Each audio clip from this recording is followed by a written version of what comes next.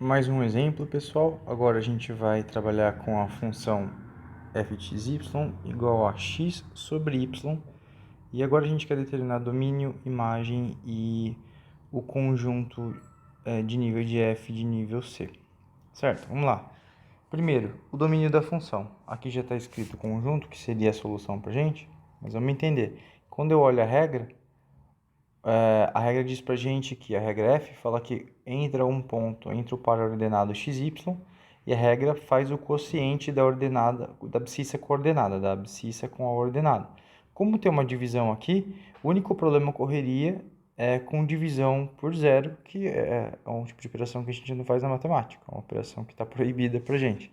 Então, na hora de definir o domínio, ou seja, de definir aonde essa regra se aplica, para quais pontos xy essa regra se aplica, ou seja, para qual subconjunto do plano cartesiano, do R2, essa regra se aplica, a gente vê simplesmente que a regra se aplica da seguinte forma: quaisquer pontos xy do R2 para os quais o y é diferente de zero, e esse fica o domínio da função, tá bom? Se a gente quisesse representar graficamente o domínio da função, eu vou lá no plano cartesiano, eu tenho x, eu tenho y.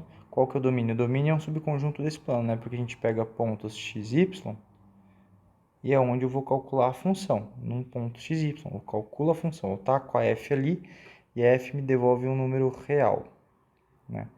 A f devolve o número da forma x sobre y. Eu pego isso aqui e a f me leva aqui, certo? Aí como é que eu consigo representar? É só eu ir onde o y é igual a zero, ou seja, sobre a reta x, e fazer alguns cortezinhos, né? Indicando que eu estou excluindo do plano cartesiano essa reta. Então a gente vai fazer isso aqui, ó. Vou tracejar ela assim, indicando que esse é o domínio da função. Ou seja, todo e qualquer ponto do plano cartesiano, menos os pontos que estão sobre a reta, sobre a abscissa, ou seja, onde o y é igual a zero. Beleza? Então esse é o domínio da função. Agora vamos prosseguir e falar da imagem da função. A imagem da função, ela é composta... Eu não falei da imagem aqui, né? Ah, sim, tá aqui, ó. A imagem. Vamos fazer aqui, ó. O que vai ser a imagem? Aqui eu já fui fazer do curva de nível. A imagem, vou fazer aqui em vermelho. A imagem da função é o conjunto dos z's pertencentes aos reais dos números reais para os quais tais que z é igual a formulazinha que a regra apresenta, que no caso é x sobre y.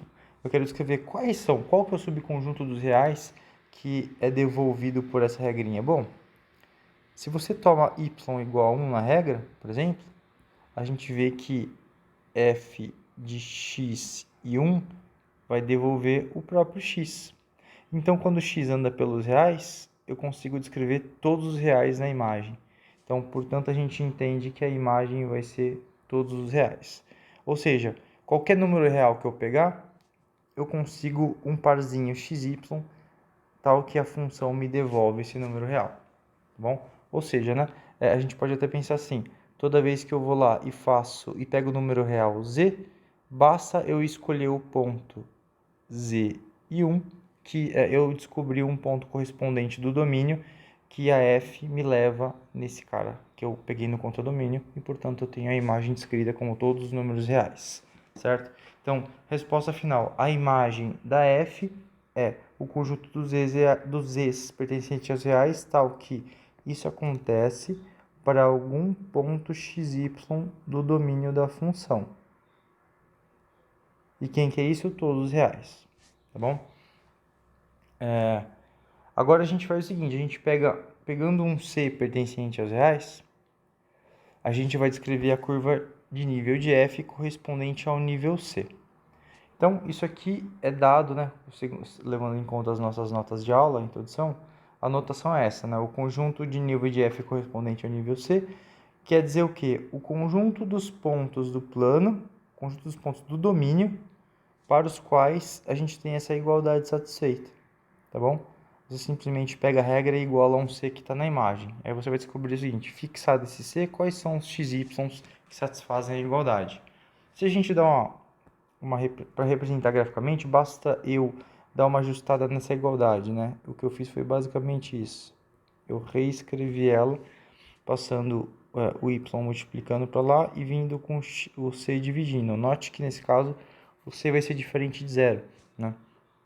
Então, se a gente faz c igual a 1, c igual a 2, c igual a menos 1, c igual a menos 2, a gente vai verificar a representação gráfica dada por essas curvinhas aqui, por essas retinhas no plano cartesiano, tá? E quem quiser ver o gráfico, dá uma olhada no link que eu vou passar logo junto com esse vídeo, vai estar ali na descrição, e você vai conseguir enxergar a superfície que descreve o gráfico dessa função. Beleza? Até o próximo.